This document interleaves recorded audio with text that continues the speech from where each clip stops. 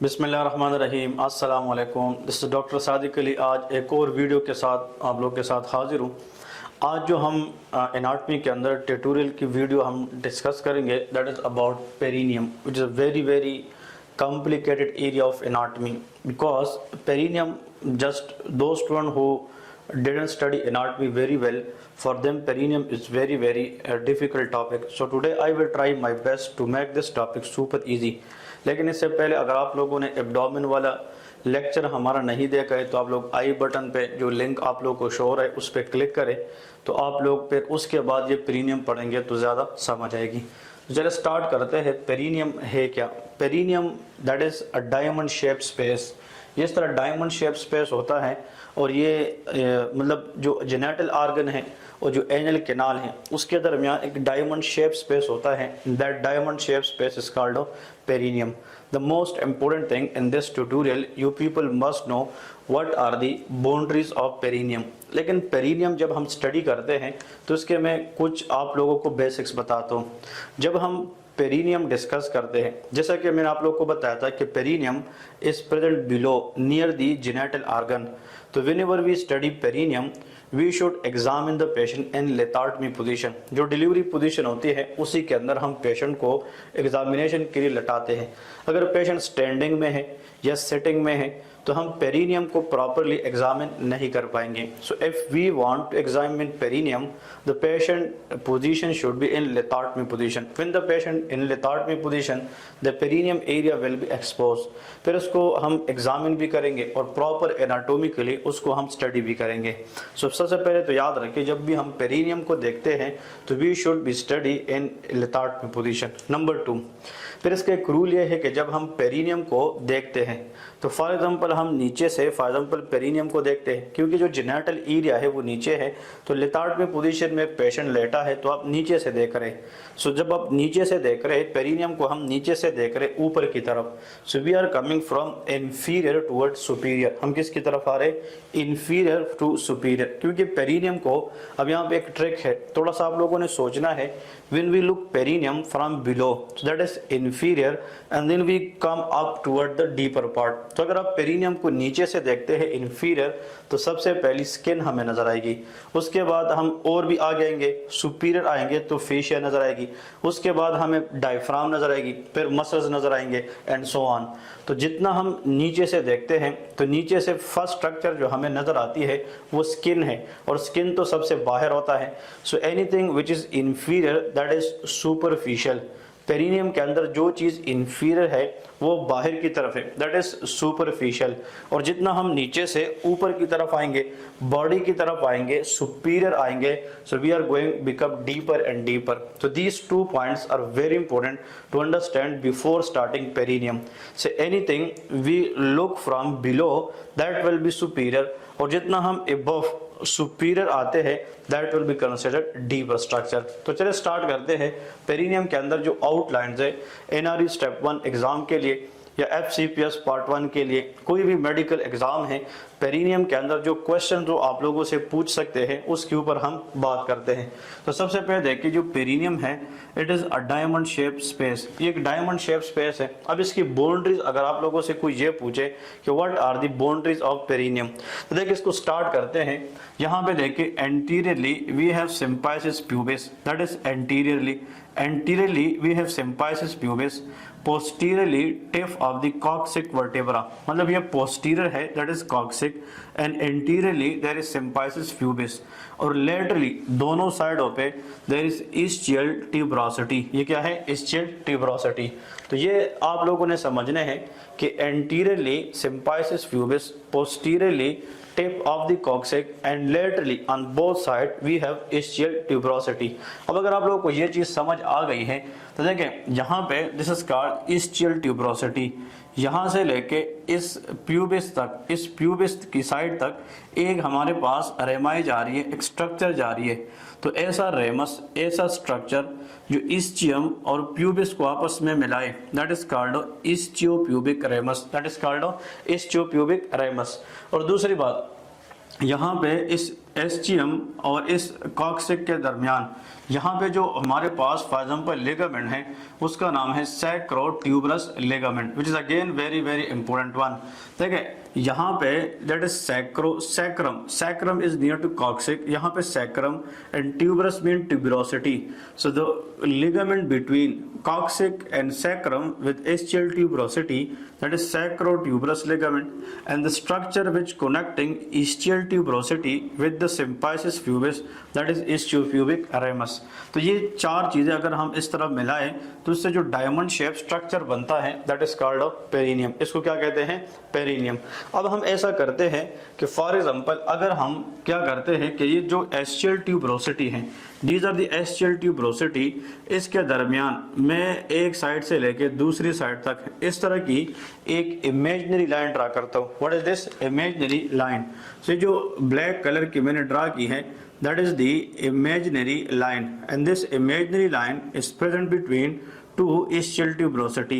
इस imaginary line की base पे अगर आप लोग देखते हैं तो ये हमारे पास एक ट्राइंगल बन गया। देखिए अब ये एक ट्राइंगल बन गया इस imaginary line के ऊपर दिस इज अ ट्राइंगल, और एक ट्राइंगल इस imaginary line के नीचे बन गया। सो that is also one of the triangle.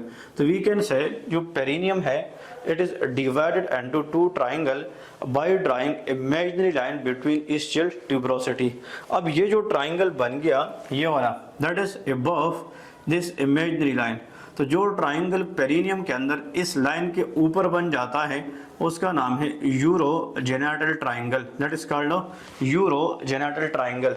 क्योंकि जो यूरोजेनाइटल ट्राइंगल है इसके अंदर यूरिनरी और जेनाइटल ऑर्गन्स के ओपनिंग्स होते हैं। सो दो जो एस्चियल ट्यूबरोसिटी के बीच में से जो इमेजिनरी लाइन हम ड्रा करते हैं उस लाइन के ऊपर जो ट्राइंगल बनता है वो यूरोजेनाइटल ट्राइंगल है, और फिर उसके बाद जो ट्राइंगल बनता है यहाँ पे that is called anal triangle. इसको क्या कहते हैं? Anal triangle. क्योंकि जो एनल ट्राइंगल है इसके अंदर एनल ओपनिंग होता है। So perineum is a diamond shape space which is further divided into two triangle, urogenital triangle and anal triangle. अब यहाँ पे थोड़ा सा मैं आप लोग को बताता चलूँ कि ये तो बात आप लोग को मैंने अभी से डिस्कस की है कि जो ट्राइंगल बन गया that is called anal triangle. ये हमारे पास कौन सा है? Anal triangle. इसकी वजह यह है कि इसमें यहाँ पे एनल कैनाल की ओपनिंग होती है। अब इस एनल कैनाल की ओपनिंग की इस साइड पे अगर हम फर्दर देखें ये वाला ये जो एरिया है और ये जो एरिया है इसको हम कहते हैं इस्चियोरेक्टल फोसा। जो पेड्स ऑफ फैट्स होती है और ड्यूरिंग डेफिकेशन एनल के नाल को मैक्सिमम रिलैक्स होने में हेल्प करती है। इसको हम इस्चियो एनल फोसा या इस्चियो रेक्टल फोसा भी कहते हैं, which are present on both side of the anal opening. So this word perineum, and that is what we are talking about, the two triangle and perineum। इसके बाद एक बहुत important बात है which is very very important, if we go toward urogenital triangle, अगर हम urogenital triangle में जाते हैं थोड़ा इस पे मैं बात करता हूँ which is again very very important one। तो देखिए एक्चुअली यहाँ से जो मेन पॉइंट्स हमें समझने को मिलती है वो ये है कि अगर हम स्किन को हटाए the first structure we will see in urogenital triangle, that is pelvic diaphragm। pelvic diaphragm is superior, that is superficial, sorry that क्या है? superficial। अब देखिए ये जो बोन मैंने आप लोग को लिखी है ischium, ilium and pubics, these are the hip bone। ये कौन सी है? hip bone है। अब यहाँ पे और से देखें एक्चुअली एक मसल है, this is a muscle which come from the ischium and going toward the coccyx, that is called ischio-coccygeus, that is called ischio-coccygeus। अगर मैं इसका नाम लिखता हूँ कि a muscle which can connect coccyx bone with the coccyx vertebra with the ischium, that is ischio-coccygeus muscle। फिर यहाँ पे इलियोकॉक्सीजियस है and that is pubococcygis। अब how many muscles are there? 3। The muscle which come from hip bone and they connecting with the coccyx, so they are ischio-coccygeus, इलियोकॉक्सीजियस and pubococcygis। अब इन तीन muscle की group को they group together is known as pelvic diaphragm. और pelvic diaphragm के साथ जो perineum में हम इंटरचेंजेबली वर्ड यूज करते हैं, that is called levator एनाई muscle, that is called levator. तो वी से levator एनाई is the strongest muscle of the perineum and that is nothing but pelvic diaphragm. But pelvic diaphragm is a combination of three muscle.